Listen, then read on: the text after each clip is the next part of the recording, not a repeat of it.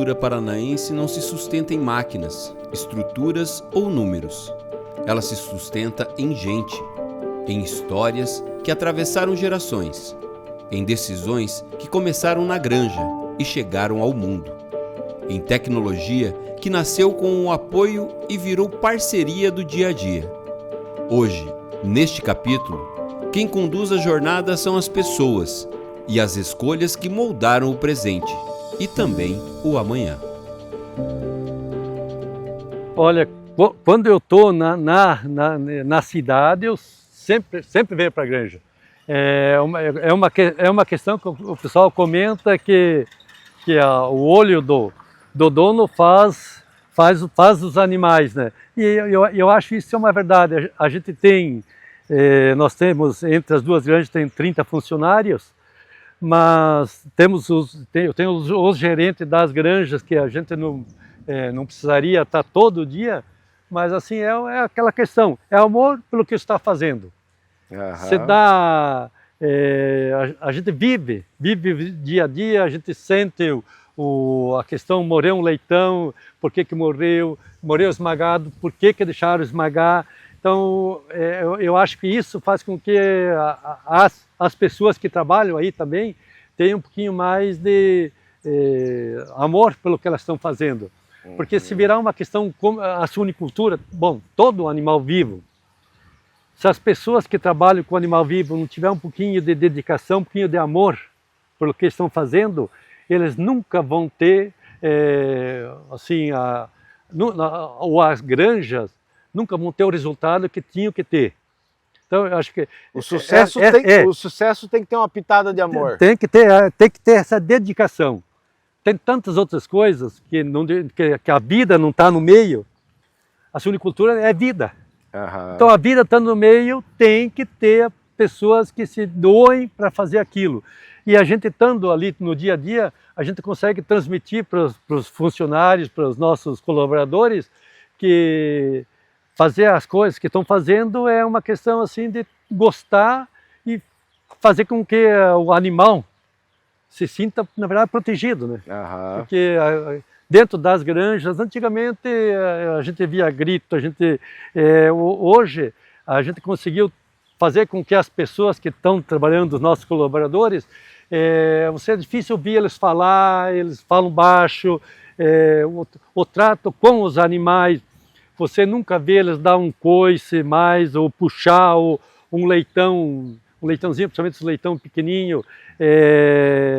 A gente agora está sentindo que eles se dedicam aos animais. Lá no passado, os leitões, os que a gente chamava de refúgio, eram eliminados. Uma questão comercial, de financeira mesmo. Hoje, se a gente fizer isso, eliminar um animalzinho aí, como tem bastante mulheres dentro das granjas da maternidade, com certeza elas choram se a gente fizer isso. Então, assim, o animal virou uma questão assim, não o que elas ganham no dia, mas virou uma questão de defesa dela mesma. Ela está fazendo aquilo porque ela sabe que ela está cuidando de uma vida. Então, as pessoas que estão dentro da granja e não têm essa índole de cuidar uma vida, que nem cuida um filho, que nem cuida, não, a granja não vai bem, a pessoa não vai ficar bem na granja, só perpetuam as pessoas que dentro das granjas que adoram o que elas estão fazendo, que sentem um pouquinho de carinho e amor porque elas estão fazendo. Que as pessoas criam essa ligação, tenham essa afetividade com os animais. Então, os animais, às vezes até é ruim isso, porque se você vai... Todo mundo come carne suína dentro das granjas. Todo mundo, a gente ajuda, doa carne para eles, mas se você falar que matou um leitãozinho que nem o pessoal fala, de 15, 20 quilos... O funcionário já não gosta. Não querem comer. As mulheres, somente, falou que matou um leitão de 20 quilos, que dá um leitãozinho de 10 desossado, para uma granja, um leitãozinho desse tamanho chega, elas já dizem que não vão comer. Então, assim, pelo sentimento que criou pelo animal. Do animal adulto come normal, mas pelo animalzinho pequeno, pelo leitãozinho, elas não já tem algumas restrições do alimento, da carne. Isso assim, é interessante e é muito bom também, porque quem vive o animal elas não gostam disso, acho que criaram carinho pelo bichinho. Uhum. E aqui não é poucos, aqui tem alguns 1000. Sai toda semana 800, 900 leitões só dessa aqui. O cuidado não se decreta, o cuidado se vive. Entre baias e rotinas nasce uma cultura de respeito, e ela molda cada decisão, cada prática, cada resultado. Onde a vida está no centro, o trabalho deixa de ser apenas trabalho. Achei o alemão no Oktober. No Oktober em 2017. Eu trabalhava no frigorífico, e aí a gente se conheceu no Oktober em 2017 e começamos a namorar. A gente namorou 1 ano, engravidei, casei e vim morar no sítio, e daí foi embora. E como é que foi sair de um trabalho, por exemplo, num frigorífico e encarar a suinocultura com toda a complexidade que ela tem, né? Como é que foi pra ti? Eu gosto. Hoje eu posso dizer assim, faço o que eu amo o que eu faço, sabe? Eu gosto, adoro. Gosto de alcançar metas, gosto de ver o resultado, sabe? Porque assim, parece que é um jogo, você tá ali pra jogar, você tem que fazer acontecer ali dentro, né? Então eu gosto. É gratificante você ver assim, que nem quando eu fiquei sozinha, né, que meu marido faleceu, o Jonathan tinha 4 anos, a Jennifer tinha 11, né? Então assim, que nem eu falei, tinha tudo para largar, né? Tudo para simplesmente, agora eu vou embora, deu tudo errado.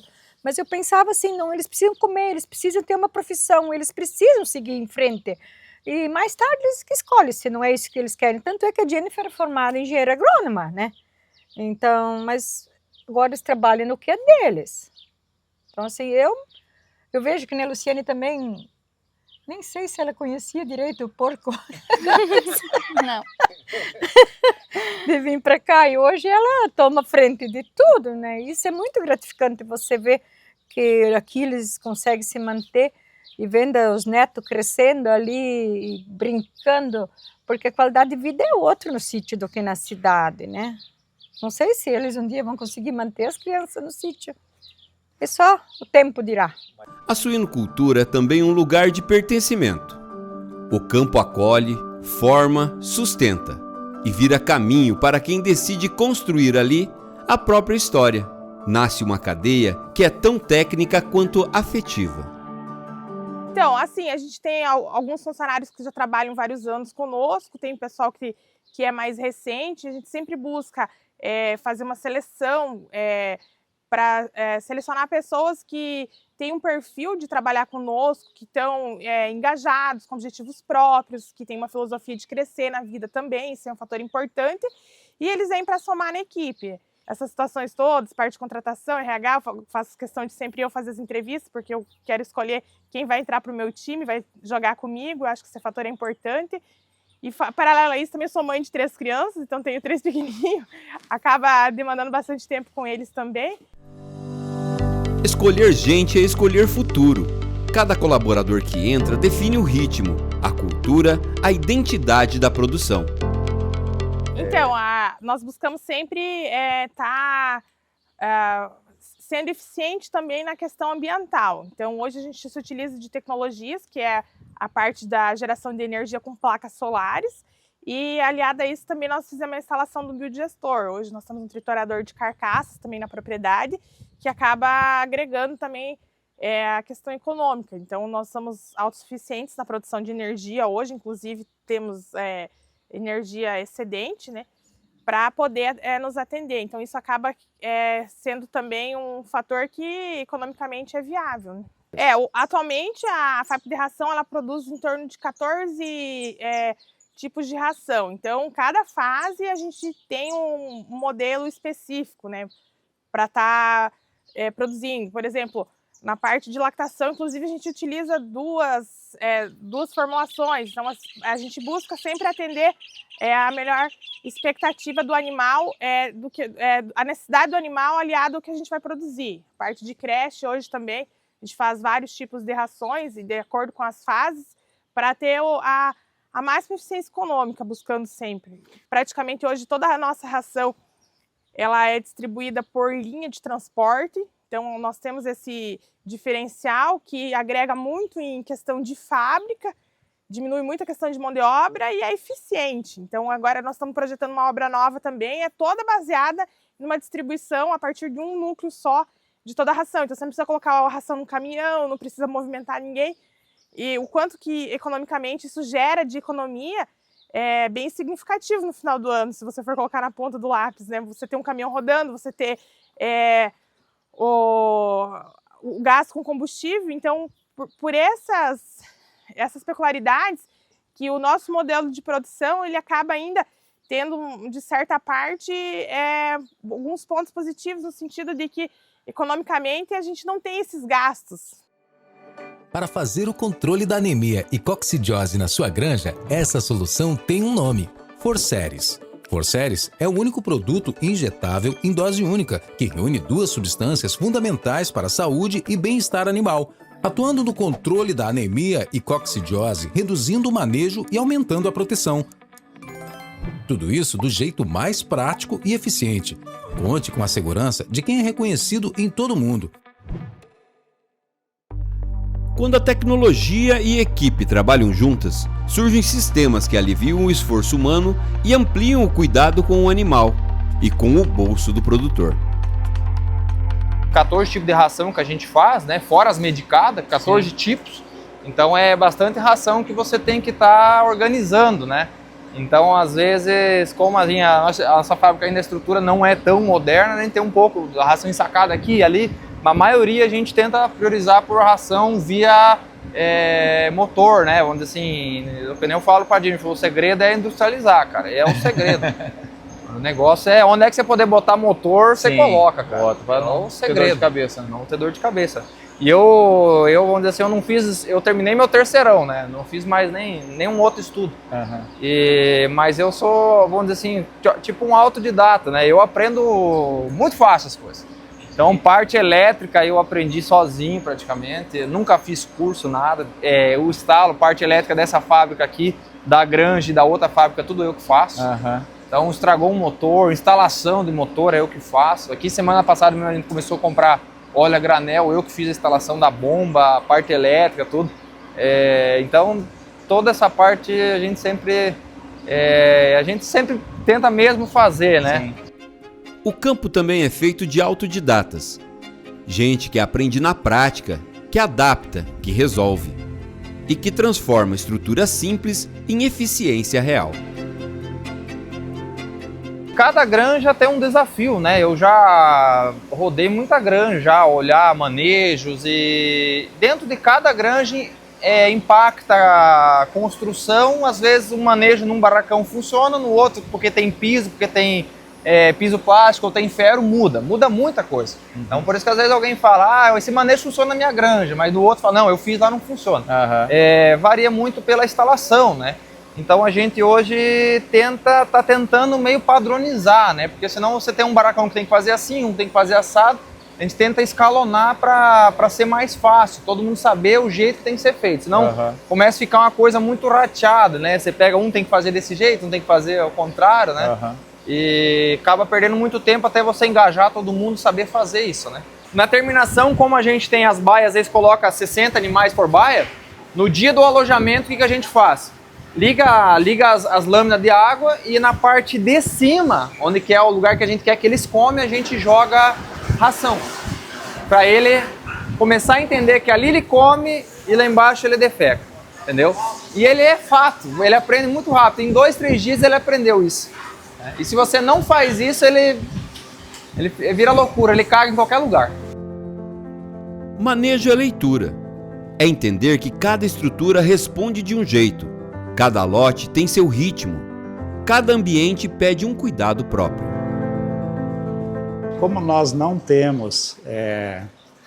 trazemos animais de fora, que nós melhoramos a genética dentro da granja, então nós não trouxemos doenças de fora também, né? Então nós temos essa vantagem. E a sanidade Isso, desde o dia que existe essa granja, nós temos uma preocupação grande da sanidade. Tanto é que o funcionário, quando ele entra para trabalhar, ele toma banho e troca de roupa. Quando ele sai, ele volta para a granja, ele toma banho e troca de roupa de novo. Então a gente se preocupa muito com a questão sanitária. Tanto é que as visitas praticamente são zeradas. Nós não permitimos visita. Só a nossa consultoria mesmo que consegue entrar com vazio sanitário, né? Fora isso, é zero. Então, a sanidade, quem faz é você. Sanidade nasce na disciplina. Não é protocolo para inglês ver, é compromisso diário com a vida que protege. Bom, a suinocultura hoje aqui no Paraná é uma das principais cadeias produtivas, né? E isso, nós somos um dos principais produtores. Já há algum tempo a gente vem trabalhando muito nessa cadeia e hoje a principal prioridade dentro da cadeia de suínos, sem dúvida nenhuma, é a gente fortalecer a biosseguridade. A gente tem grandes perspectivas de aumentar as nossas exportações dessa cadeia, que é uma das carnes mais consumidas do mundo, mas ainda está muito longe da gente ter os principais mercados. Então é uma contradição a gente ter uma cadeia tão importante aqui no Paraná, com uma produção muito significativa, de qualidade, nós somos competitivos no que fazemos, mas nós não alcançamos os melhores mercados. Então o nosso objetivo como governo, como instituição que trabalha com a sanidade, é fortalecer nesse aspecto, manter o Paraná livre de algumas doenças, para que a gente possa alcançar melhores mercados e com isso também, né, melhorar aí a renda dos produtores, melhorar uma série de fatores aí que vai com isso contribuir na cadeia também. A biosseguridade é uma articulação complexa que você tem dentro da cadeia que envolve diversos segmentos. A gente está falando de estrutura e de procedimentos, né? Então são dois níveis importantes aí que a gente tem que manter a propriedade preparada, né? Então a biosseguridade nada mais é do que uma maneira de prevenir a entrada de doenças. É um seguro que o produtor faz para que no momento que tiver uma circulação de alguma doença, ele possa estar prevenido para a entrada dessa doença. Então a gente tem alguns aspectos importantes aqui, principalmente com relação ao controle de pessoas dentro das granjas, ao uso de roupas adequadas para fazer o manejo dos animais. Então o produtor que está ali em contato direto com os animais todos os dias, a roupa que ele usa para manejar esses animais não é a mesma que ele sai da propriedade, que ele sai dessa área limpa, né?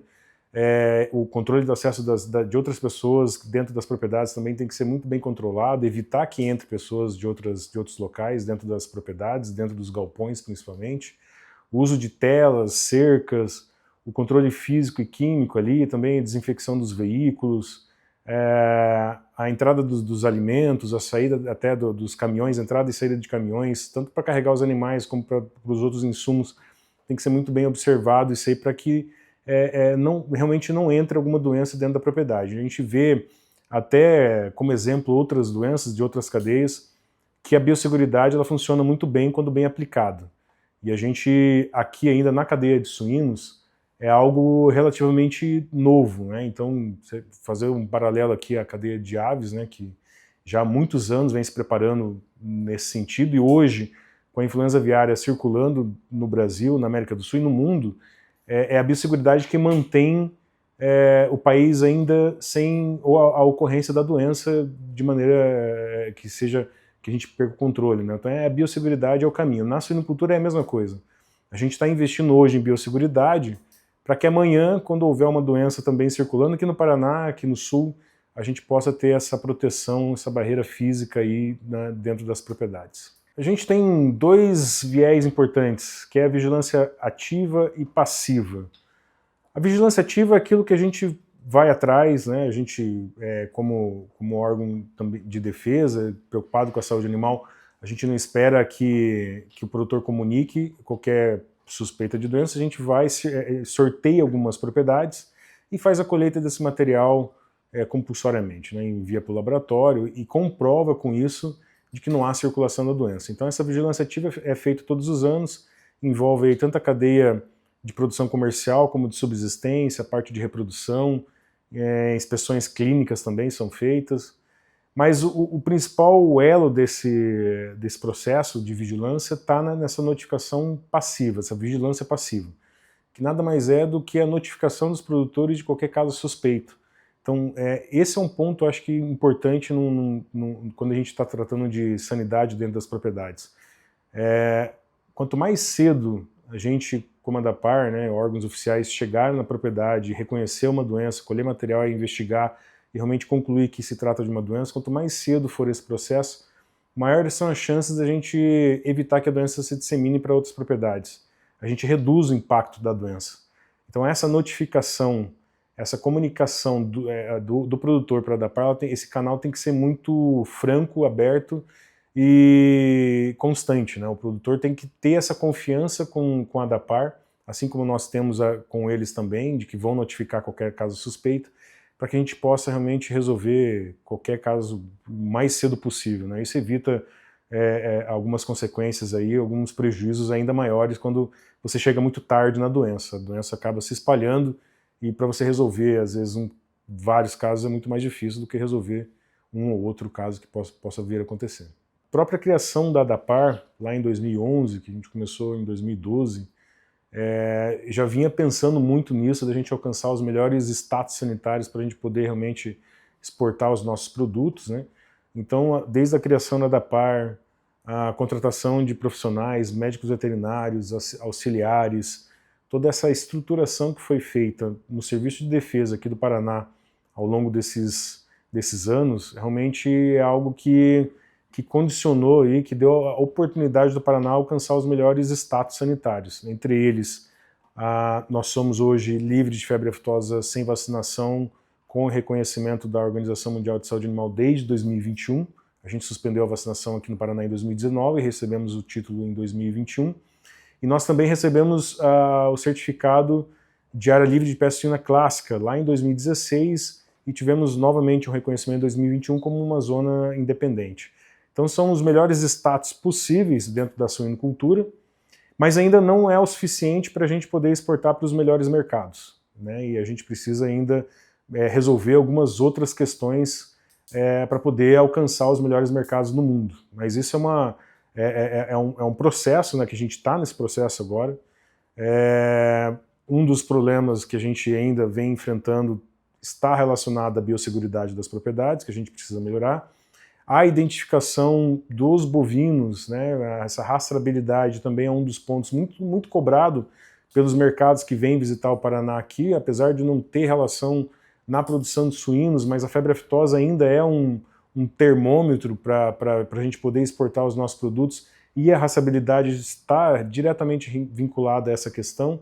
Então são todos itens que ainda precisam ser resolvidos, né, para a gente poder alcançar os melhores mercados. A gente já tem hoje aí quase 70 mercados abertos para o Paraná na questão de suínos, mas se a gente, de novo, fazer uma comparação com a avicultura, que já exporta para mais de 150, 160 países, ainda tem muito ainda o que avançar, o que melhorar nessa cadeia, e a gente tem certeza que está indo para o caminho certo, né? O que a gente precisa resolver algumas lacunas ainda nesse caminho, mas a gente já consegue enxergar lá na frente o que é necessário para poder alcançar mercados importantes como o Japão, a Coreia do Sul, a Europa, enfim, tantos mercados aí que remuneram melhor aí os nossos produtos paranaenses.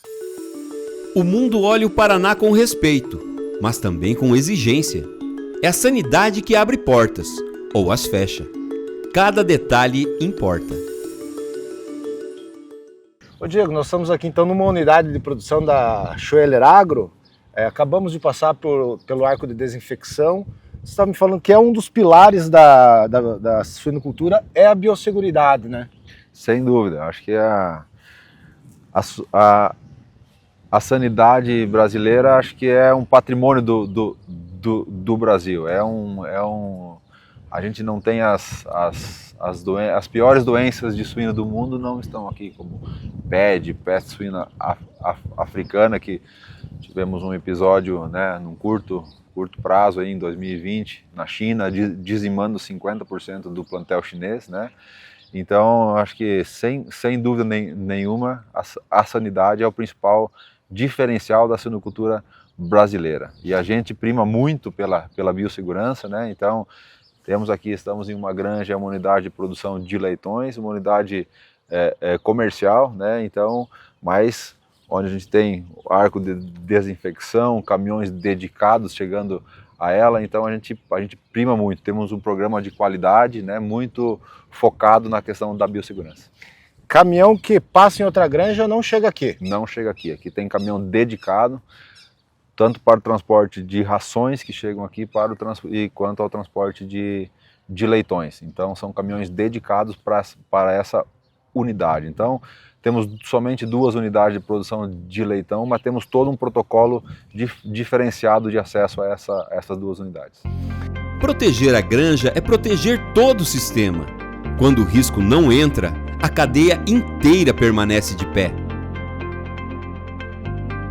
A energia elétrica, né, Diego, não pode faltar em uma unidade produtora, né? E sim, todas elas têm um gerador, mas o teu gerador é um pouco diferente, né? Conta para nós. Sim. Aqui a gente tem um gerador que é movido a biogás, então a gente tem a produção do dejeto suíno, então ele vai até as lagoas onde tem os biodigestores, e esse gás é coletado, transformado em biometano e vem para essa unidade de produção que faz a geração da energia elétrica para essa unidade de produção. Através do biometano que alimenta o gerador de energia. Exatamente, esse é um gerador a biogás, que através do dejeto de suíno gera o biometano que produz a energia elétrica para a unidade. É uma pegada sustentável, né? Vamos indo para cá. O Diego falou para nós agora, aqui, por exemplo, é uma unidade que ele está ampliando aqui, que é para o bem-estar dos funcionários, para descanso, para a hora de lazer, da refeição. Importante cuidar da mão de obra, né? Já que a mão de obra realmente é complicado, né, Diego? Sem dúvida, eu acho que o diferencial entre as produções são as pessoas, né? Então a gente prima muito pelos colaboradores, pela qualidade das pessoas, e que a gente quer sempre transformar a empresa como se fossem suas casas, né? Então a gente passa a maior parte do tempo no trabalho, então quer transformar um ambiente agradável, né? O ambiente de granja sempre você tem operações em final de semana, né?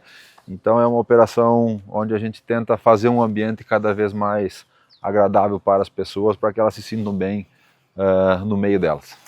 Boa parte dos funcionários também mora aqui, né, Diego? Hoje a gente tem algumas casas, né, para alguns funcionários que ficam em algumas operações estratégicas, né? Então a granja é 24 horas, então a gente não para.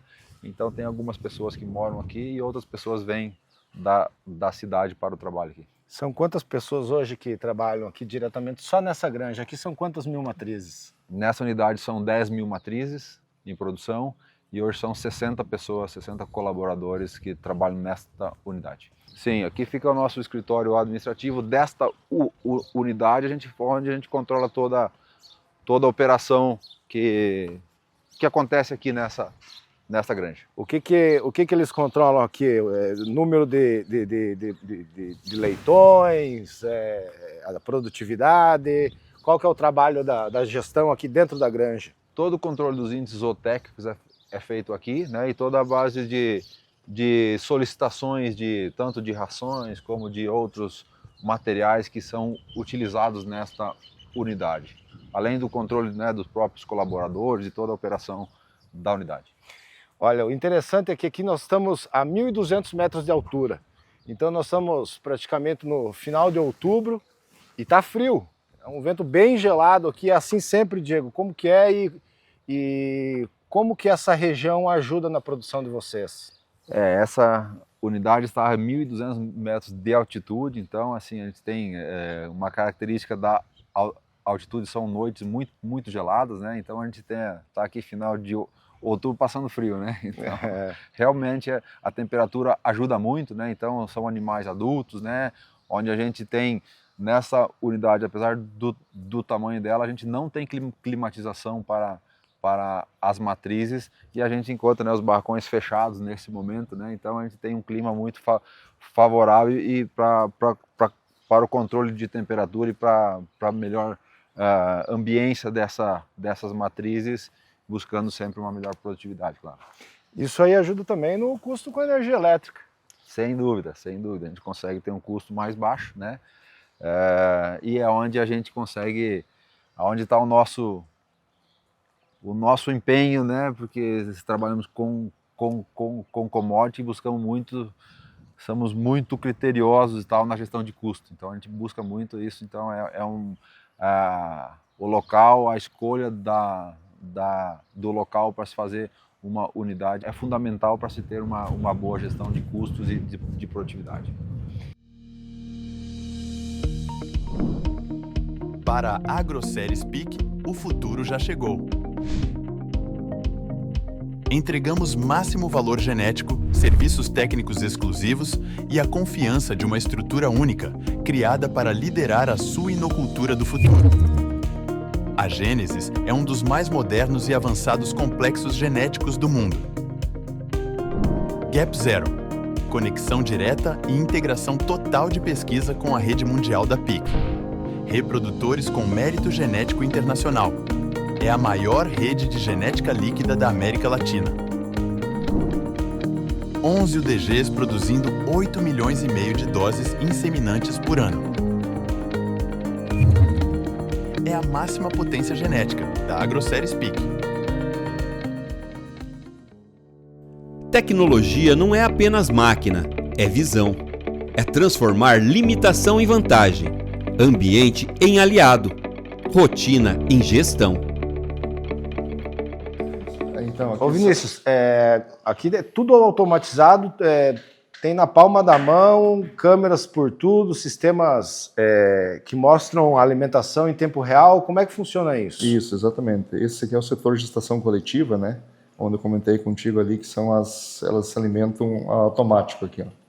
Então essa aqui está se alimentando. Como que funciona? Ela tem um chip na orelha esquerda, e aí toda vez que ela levanta a cabeça, o sensor detecta qual é a fêmea e libera o trato de 100 gramas em 100 gramas, até o final da dieta. Um exemplo, essa matriz aqui está liberada para ela 2,5 kg. Então ela vai fazer até acabar. E se ela quiser comer mais, não vai ter mais alimentação para ela? Não, não. Somente quando liberar a dieta novamente. À meia-noite e 1, libera uma nova dieta. Isso é para ela manter o score corporal? Isso, exatamente. Quando ela é feito o cadastro para ela ser transferida para a baia aqui, ela coloca o score dela e a dieta. Aí toda semana vai aumentando automaticamente, né? E esse é o sistema que a gente consegue monitorar esses animais que estão nas baias coletivas lá. São 50% do plantel hoje. Então, assim, aqui você tem todo o controle da alimentação, dos dosadores e das baias. E aqui você tem a imagem para ver se está acontecendo, está tudo certo por lá. Exatamente. E dentro da granja a gente tem uma sala de monitoramento também lá, né? Onde tem o menino fica com o computador, fica acompanhando isso aí direto lá. Qualquer problema, a intervenção pode ser mais rápida. Qualquer problema vai dar o alarme no sistema e aí os meninos já vão lá para corrigir. Isso é uma mão na roda para quem trabalha com 10 mil matrizes, exatamente, né? Principalmente pro bem-estar animal, né? Isso é uma baita de uma ferramenta. E aqui você consegue gerir todo o processo, né? Aqui ele nos conta baia por baia, né? Os de verde aqui são as matrizes que já alimentaram 100%, né? Os cinzas são que ainda não alimentou, né? Ou por opção da fêmea, ou por alguma coisa por uma ocorrida do dia, né? Ou machucou, ou doente, né? Os em amarelo são as que alimentaram parcial, ou seja, está com 2,5 kg. Alimentou 2 kg e tem mais 500 gramas até a meia-noite. Chega no fim do dia, teve uma parcela que não se alimentou inadequadamente. Vocês têm que ir lá fazer a intervenção. Isso, ele nos fornece um relatório aqui, ó, dos animais que não alimentaram durante o dia. Aí tem a equipe de repasse que nós falamos lá, né? O animal não alimentou, eles pegam essa ficha e vão baia por baia procurando. Com o leitor de chip, a fêmea X não alimentou. Aí eles colocam ela dentro da máquina e ajudam ela para alimentar. Das granjas à agroindústria, não há mais espaço para práticas que trouxeram a suinocultura até aqui. E a inteligência artificial é uma das ferramentas que a suinocultura paranaense vem investindo para melhorar processos, mas também para entender as preferências do consumidor. Uma das vantagens daquela planta é a redução da mão de obra, principalmente a mão de obra bem operacional, aquela que exige ergonomia, esforços físicos, né? Nós temos hoje robôs, nós temos 12 robôs trabalhando dentro do frigorífico de Assis. Então, primeiro, mão de obra. Segundo, é a padronização dos produtos que saem de lá, sejam cortes, sejam industrializados, são produtos bem apresentáveis, sempre com o mesmo padrão, e isso faz uma diferença para o consumidor na ponta consumidora. A questão sanitária, questão de segurança de alimentos, alimentos controlados em padrões internacionais, é uma vantagem também que essa planta nos dá. Então, a planta, por exemplo, ela tem um sistema de software que controla, já com inteligência artificial, que controla todos os fluxos de produção, passando informações ao mesmo tempo que está acontecendo, já está passando informação para gerenciamento. Você controla produtividade por máquina, né, padrão por hora, por dia. Então, é uma série de vantagens que esse novo investimento tecnológico está trazendo para a nossa cadeia produtiva. Na verdade, nós já usamos inteligência artificial nos softwares, na composição de relatórios, de o que chamamos de dashboard, que são as planilhas, os relatórios gerenciais com interpretação já do que é preciso fazer. Quer dizer, o software registra e gera informação, e a inteligência artificial produz um relatório para tomada de ação. Isso já a gente usa a nível de produtor rural, no controle de gestão da sua propriedade, no suíno certificado, que é um grande programa que nós temos na cadeia produtiva, nos transportes, monitorado o tempo todo, online, no processo industrial, como eu falei, a maior parte das máquinas e equipamentos já processam as informações e transformam em opções gerenciais. O que ultimamente está se acelerando é o uso da inteligência artificial na ponta do consumidor. Então, hoje nós já temos acessos no checkout, lá no caixa, né, onde o consumidor paga a conta. Nós já temos relatórios dando informações: quem é o consumidor, qual é a preferência dele, qual é o ticket que ele compra, quais os produtos, o que mais circula, o que menos circula. E eu chamo assim que é a era, né, da ponta do consumo. Então, a IA acho que vai crescer muito nesse aspecto também. A cadeia evolui quando a informação flui. Da baia ao caixa do supermercado, tudo se conecta, formando um ambiente que produz e, ao mesmo tempo, protege.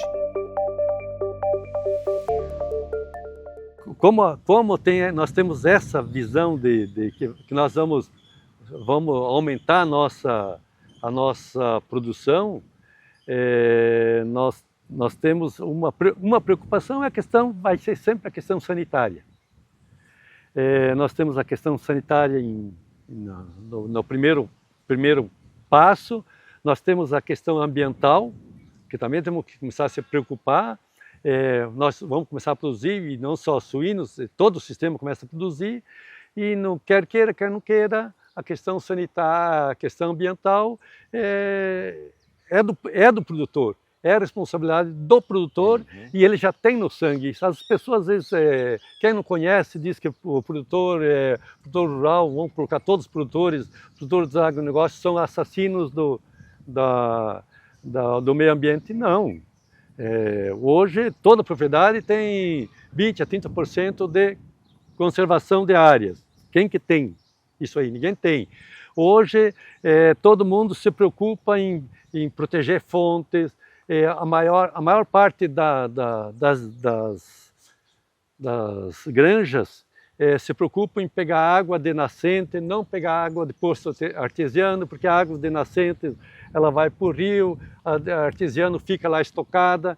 Então, o produtor tem essa noção e sabe que se ele não fizer isso, amanhã depois também a fonte de renda dele pode ser que tenha problemas. Quem vive da terra entende o seu ritmo e sabe que proteger é tão essencial quanto produzir.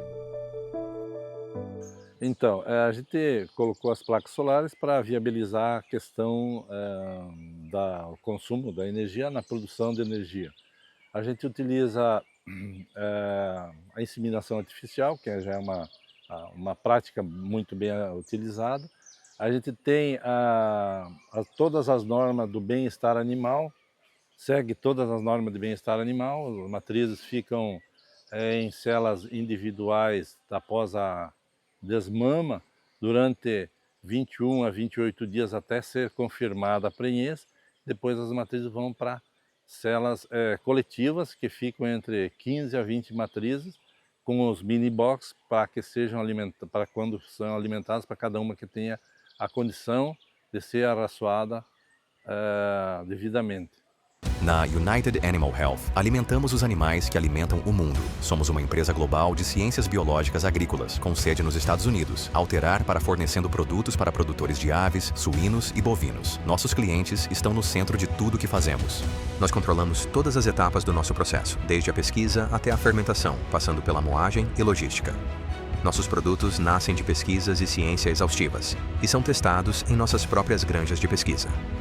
Somos United. Quando metas ambientais e sociais caminham juntas, o impacto ultrapassa porteiras. É a suinocultura mostrando que avanço e responsabilidade pode dividir o mesmo caminho. Nós temos já, eu tenho orgulho de falar, nós no mês de agosto já atingimos 81% das propriedades produtoras de suínos já são certificadas. Eles já praticam os grandes pilares, né, da suinocultura, seja ambiental, trabalho digno, controle de gestão, rastreabilidade, bem-estar animal e sanidade. São os 6 grandes pilares do programa de suíno certificado. E 81% da produção já está aprovada e praticando esses conceitos. E chegar a 100% quando... A nossa meta é até final de 2026 nós conseguirmos. O nosso desejo seria final de 2025, mas todos nós sabemos que houve um aumento drástico nos juros e isso dificultou um pouco alguns investimentos que o produtor precisa fazer na sua propriedade. Então, não fosse esse custo financeiro tão alto, a gente conseguiria chegar em 2025. Então, espero que essa taxa de juros comece a cair para que o produtor tenha viabilidade em concluir as suas instalações. Olha, nós temos muito orgulho de ter assumido compromisso público que vai até 2040, cumprindo 15 grandes metas que nós estabelecemos. Vou citar algumas. Por exemplo, a matriz energética. Nós já conseguimos substituir o GLP, que é derivado do petróleo, usado dentro das plantas industriais, por biometano. E esse biometano é gerado a partir dos resíduos produzidos na própria indústria. Então é uma economia circular dentro das próprias indústrias que está gerando uma economia em torno de 500 mil por mês nas 2 plantas industriais que tem esse sistema. E deixando de emitir carbono, né, CO2 para a natureza. Outro programa muito forte é a redução do uso da água e o reuso de água nas seções nos ambientes que é permitido por lei. A nossa meta é reduzir 10% o consumo da água, porque um frigorífico consome muita água. Nós vínhamos consumindo em torno de 920 litros por cabeça batida. Hoje nós já estamos com 830 litros por dia, né, por suíno abatido, e a nossa meta é reduzir isso para 750 litros. Veja a economia de uso de um bem que é finito, né? A água cada vez mais escassa. Outros programas, nós conseguimos energia limpa, 97,5% da energia consumida nas nossas plantas, energia elétrica, é limpa, é proveniente de fontes renováveis. Também temos geração de energia solar. Ainda é pequena, mas ela já está atendendo em torno de 5% do nosso consumo. Outro fator é a questão ambiental. A nossa biomassa utilizada nas caldeiras já é 100% com gestão própria nossa, onde tem manejo de corte, de plantio, né? E conseguimos sair do mercado livre e entrar no autofornecimento, autoabastecimento. Nós temos também já 3 unidades de veículos, caminhões que transportam suíno para o frigorífico, movidos a biometano, substituído pelo diesel. Então, também uma conversão, né, de fósseis para bio. Esse programa deve crescer significativamente. Na área social, a Frimeza hoje tem 50% de mulheres e 50% de homens trabalhando. E temos 32% de mulheres em cargos de gestão. Também cresceu. E hoje nós temos 7% dos nossos 13.500 funcionários estrangeiros, pessoas que vêm de diversos países, né, e a gente faz o acolhimento. Nós também temos um quadro com uma grande diversidade. Eu acho que cumprindo aí os pactos no quesito de diversidade dentro da empresa. Então, acho que do ponto de vista de nosso roadmap, que é os nossos compromissos ao longo do tempo, a gente vem cumprindo. Nós tínhamos uma etapa de 2025, 2030 e 2040. Algumas questões de 2030 já conseguimos, 2025 já cumprimos, aquelas que estavam previstas até o momento também já foram cumpridas. No Paraná, a suinocultura é feita de mãos, de mentes e de compromisso real com as gerações que virão. Cada produtor, cada funcionário, cada decisão técnica construi uma cadeia que cresce, sem perder suas raízes, e que inova sem perder o senso de responsabilidade. No último episódio da 3ª temporada da Expedição de Suinocultura Rotas do Brasil Paraná, a gente olha para o que vem pela frente, o futuro da atividade no estado. O amanhã já começou e está sendo construído agora.